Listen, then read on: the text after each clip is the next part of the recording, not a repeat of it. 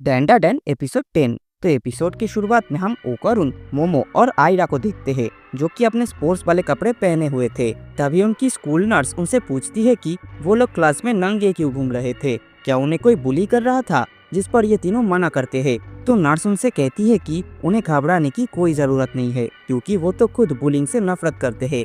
तभी वहाँ पर एक स्टाफ मेंबर आ जाता है और वो नर्स को बुलाने लगता है। अब ये देखकर वो नर्स गुस्सा हो जाती है और उससे कहती है कि मैंने तुमसे कितनी बार कहा है कि नॉक किए बिना दरवाजा मत खोला करो। फिर वो उस स्टाफ को पनिश करने लगती है और वहाँ से चली जाती है। इधर मोमो चिल्लाने लगती है कि अब वो क्या करे, स्कूल के सभी स्टूडेंट्स ने उसे इस हालत में देख लिया है। वहीं आयरा रोते हुए कहती है कि अब उसकी पॉपुलैरिटी खत्म हो जाएगी। इधर मोमो को समझ में आ रहा था कि एलियंस आखिर उनके ही पीछे क्यों पड़े हैं। जिस पर ओकारुन उसे बताता है कि इस बार एलियन उसके लिए यहाँ पर आए थे। असल में उन एलियंस को टर्बो ग्रैनी की पावर्स चाहिए। आगे मोमो आयरा से पूछती है कि वो एक्रोबेटिक सिल्की की पावर कैसे यूज कर रही है। जिस पर आयरा बताती है कि लड़ाई के दौरान ही उसकी ये पावर्स अनलॉक हो गई थी। आखिर वो ऊपर वाली की चुनी हुई इंसान जो है। अब आयरा की बातें सुनकर मोमो समझ जाती है कि एक्रोबेटिक सिल्की ने अपनी ऑरा आयरा को दे दिया था, इसीलिए अब वो भी उसकी पावर यूज कर सकती है। अब ये सुन ओकारुन कहता है कि फिर तो वो एलियंस आयरा को भी अपना टारगेट बनाएंगे। जो सुन आयरा शर्माने लगती है कि ओकारुन को उसकी कितनी चिंता है। ओकारुन आगे बोलता है कि ये लोग उन एलियंस से इसीलिए बच गए क्योंकि उनके पास योकाई पावर्स है, लेकिन जब तक उनके पास ये पावर्स है तब तक वो एलियंस उन पर हमला करते रहेंगे। मोमो कहती है कि अगर उन्हें पावर्स ही चाहिए तो वो लोग सीधा योकाई पर हमला क्यों नहीं करते हैं। अब ये सुन ओकारुन समझ जाता है कि एलियंस योकाई की वजह से ही आज तक अर्थ पर हमला नहीं कर पाए, क्योंकि एलियंस के पास चाहे कितनी भी टेक्नोलॉजी क्यों ना हो पर वो भूतों को नहीं हरा सकते। इसीलिए वो ओकारुन के जैसे इंसानों को टारगेट कर रहे हैं ताकि वो उन पर रिसर्च करके एक ऐसा डिवाइस बना सके जिससे वो लोग भूतों के खिलाफ जीत हासिल कर पाए। ओकारुन को ये भी लगता है कि उसका दूसरा गोल्डन बॉल इन एलियंस के पास ही है, लेकिन आयरा और मोमो को उसकी एक भी बात समझ नहीं आता। उन्हें तो बस इस बात की चिंता है कि सभी लोग उनके बारे में क्या सोच रहे हैं। तभी आयरा कहती है कि वो इसका सारा इल्जाम मोमो पर डाल देगी कि उसी ने कपड़े उतारने के लिए उसे मजबूर किया था, और वो ओकारुन को भी यही बहाना मानने के लिए कहती है। मोमो को भी इससे कोई फर्क नहीं पड़ता और वो सारा इल्जाम अपने ऊपर लेने के लिए मान जाती है। तभी वहाँ पर आयरा की तो सहेली आ जाती है। उन्हें भी लग रहा था कि इन सब का जिम्मेदार मोमो है और फिर वो आयरा को लेकर वहाँ से चले जाते हैं। मोमो अब ओकारुन से पूछती है कि वो लंच ब्रेक में आयरा के साथ क्या कर रहा था, जिस पर ओकारुन उसे सब कुछ सच बता देता है कि आयरा उसे किस करने की कोशिश कर रही थी और फिर वो दोनों नीचे गिर गए और उसी वक्त मोमो ने उन दोनों को देख लिया।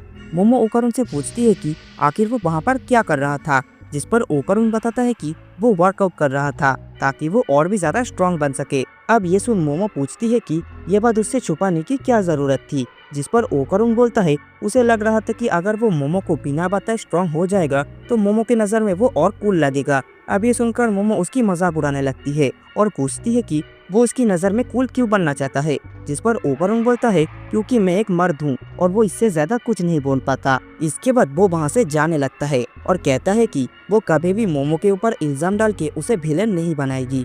अब मोमो भी उससे कुछ कहना चाहती थी, लेकिन तभी वहाँ पर मोमो की दोनों सहेली आ जाती है। वो कहती है कि मोमो अचानक ही उनकी क्लास से गायब हो गई थी और फिर वो दोनों भी उससे पूछने लगते हैं कि आखिर वो लोग नंगे क्यों थे, जिस पर मोमो कहती है कि अगर उसने सच बता भी दिया तो फिर भी वो लोग उस पर यकीन नहीं करेंगे। अब उसकी सहेली कहती है उसे सब समझ आ गया है, क्लास डी में आयरा नाम की लड़की है और वो भी नंगी थी। इसका मतलब मोमो, आयरा और ओकारुन के बीच एक लव ट्रायंगल चल रहा है और दोनों लड़कियां ओकारुन का दिल जीतने के लिए एक दूसरे के साथ लड़ाई कर रहे थे। इसीलिए मोमो उस श्रिम्प को इतनी गौर से देख रही थी ताकि वो भी उसकी तरह पंच मारना सीख सके और लड़ाई में आयरा को हरा दे। अब अपनी सहेली की बातें सुनकर मोमो और ओकारुन का सिर घूम जाता है।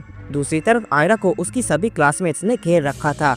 वो लोग आयरा को बेचारी समझ रहे थे। आयरा कहती है कि वो इसके बारे में कोई भी बात नहीं करना चाहती और वो मन में सोचती है कि उसकी पॉपुलैरिटी काम आ गई, अब उसके बारे में कोई भी गलत नहीं सोचेगा। तभी उसके क्लासमेट्स बात करने लगते हैं कि ये सब कुछ उस मोमो नाम की लड़की ने किया है, वो जरूर आयरा की खूबसूरती से जलता है, इसीलिए अब हम भी उससे बदला जरूर लेंगे और उसे उसकी सजा देंगे। हमें उसके बारे में और भी गंदे रूमर्स फैलाना चाहिए ताकि उसे अच्छा सा सबक मिल सके। अब मोमो के खिलाफ ये सब सुनकर आयरा को अच्छा नहीं लगता और वो सभी को सच बता देती है कि उसी ने मोमो के बारे में झूठी अफवाह फैला दिए थे, तो इसीलिए वो लोग मोमो के बारे में गलत बातें ना करे। अब ये सुनकर सभी लोग शॉक हो जाते हैं और आयरा अपनी क्लास से बाहर चली जाती है। अब आयरा बाहर जाकर अपना सिर पीटने लगती है क्योंकि उसने अपने हाथों से ही अपनी पॉपुलैरिटी को खत्म कर दिया है। तभी वहाँ मोमो आ जाती है और वो आयरा को ऐसे अकेला देखकर समझ जाती है कि उसने मोमो के खिलाफ कुछ भी नहीं बोला होगा।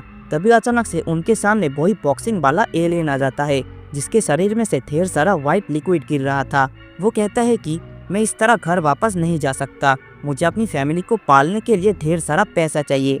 अब उसे देखकर आयरा तुरंत सिल्की में ट्रांसफॉर्म हो जाती है। इधर मोमो भी उसके साथ लड़ने के लिए तैयार हो जाती है, लेकिन अचानक से वो एलियन बेहोश होकर नीचे गिर जाता है और चिकी चीता का नाम लेने लगता है। असल में चिकी चीता इस एलियन का बेटा है। वो अपने बेटे को सॉरी बोलता है और तभी अचानक से उसकी आँख खुल जाती है। वो देखता है कि उसके पूरे शरीर में किसी ने पट्टी बांधी है। दरअसल वो एलियन अब मोमो के घर पे था। मोमो सेइको को बताती है कि ये एक एलियन है, लेकिन सेइको अब भी उस पर यकीन नहीं करती और कहती है कि ये तो एक समुद्रिक मॉन्स्टर है, यानी कि एक कापा है। अब ये सुनकर ओकारुन कहता है कि कुछ थ्योरीज के हिसाब से कापा भी एक एलियन होता है। तभी उसकी बातें सुनकर वो एलियन खड़ा हो जाता है। तो मोमो उससे कहती है कि अगर उसने लड़ाई करने की कोशिश की तो वो उसके लिए अच्छा नहीं होगा। वो एलियन देखता है कि मोमो ने उसके बिस्तर पर कुछ खाना भी रखा था, जिस पर मोमो उसे बताती है कि उन्हें पता नहीं था कि एलियंस क्या खाते हैं, इसीलिए उसने थोड़ी सी कड़ी बनाई है। अब ये सब देखकर वो एलियन रोने लगता है और कहता है कि मेरा इतना अच्छा ख्याल आज तक किसी ने नहीं रखा, मैं अब तुमसे कभी लड़ाई नहीं करूँगा। अब इतना कहकर वो उस करी को खाने लगता है। इसके बाद वो सेइको का खाना भी ठूसने लगता है, जो देख सेइको उसे लात मार देती है।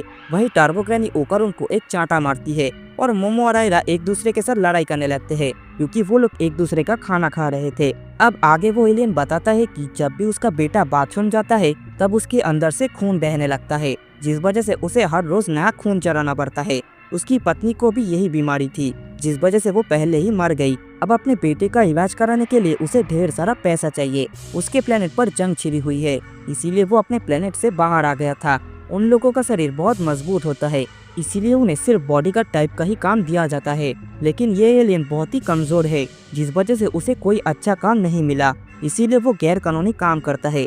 अब उसकी बातें सुनकर ओकारुन बोलता है कि वो उसके लिए क्या कर सकता है। अगर उसकी बेटे की मदद होती है तो वो उसे अपना केला देने के लिए तैयार है, जिसे बेचकर वो पैसे कमा सकता है। ये सुन मोमो कहती है कि ये कोई परमानेंट सॉल्यूशन नहीं है क्योंकि उसकी बेटे को हर रोज खून चाहिए। इस पर ओकारुन कहता है कि इस वक्त वो एलियन मुसीबत में है, इसीलिए वो सिर्फ उसकी मदद करना चाहता है। अब ये सुनकर वो एलियन कहता है कि मोमो बिल्कुल सही कह रही है, मुझे अब कोई अच्छा सा काम ढूंढना चाहिए। तुमने मेरे लिए इतना सोचा, यही मेरे लिए काफी है। मैं अब तुम लोगों को और तकलीफ नहीं देना चाहता। इतना कहकर वो एलियन वहाँ से जाने लगता है, लेकिन तभी सेइको उसे रोकते हुए कहती है कि उसकी शरीर से एक बदबू आ रही है। असल में उस एलियन के शरीर से जो व्हाइट लिक्विड निकल रहा था वही उसकी ब्लड है और सेइको को उसकी बदबू जानी पहचानी लग रही थी। फिर वो उस एलियन को एक गिलास दूध देती है, जिसे पीकर वो एलियन चिल्लाने लगता है कि ये चीज तो बिल्कुल उसके खून जैसी है। सेइको कहती है कि उसके शरीर से जो बदबू आ रही थी वो बिल्कुल दूध जैसी है, जिससे वो समझ गए थे कि ये और कुछ नहीं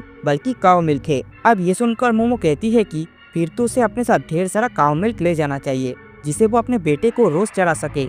लेकिन ये दूध इंसानों के लिए फिल्टर किया हुआ था। तो सेइको कहती है कि वो अपने साथ एक काऊ लेकर जाए, जिससे उसे हर रोज ताज़ा दूध मिलता रहेगा। अब ये सुनकर वो एलियन खुशी के मारे रोने लगता है। इसके बाद सेइको डेयरी फार्म से एक काऊ खरीद कर उस एलियन को दे देती है, जिसे वो उड़ाकर अपने यूएफओ में बैठा लेता है। फिर वो उन्हें शुक्रिया बोलता है और कहता है कि वो उनकी ये एहसान कभी नहीं भूलेगा। अगर उन्हें कभी भी उसकी मदद चाहिए तो वो जरूर आएगा। फिर वो वहाँ से चला जाता है।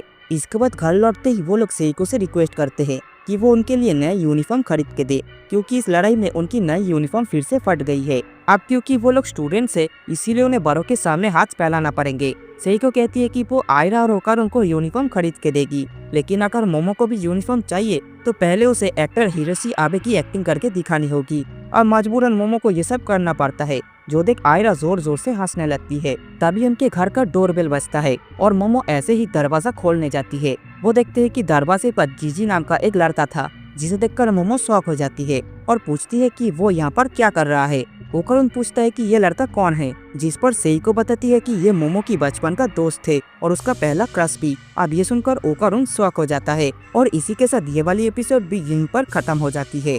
तो दोस्तों, आज का ये वाला एपिसोड आप लोगों को कैसा लगा कमेंट बॉक्स में जरूर बताना, और वीडियो पसंद आए तो लाइक एंड शेयर जरूर कर देना। चैनल पर नए हो तो सब्सक्राइब करके बेल आइकन को भी दबा देना।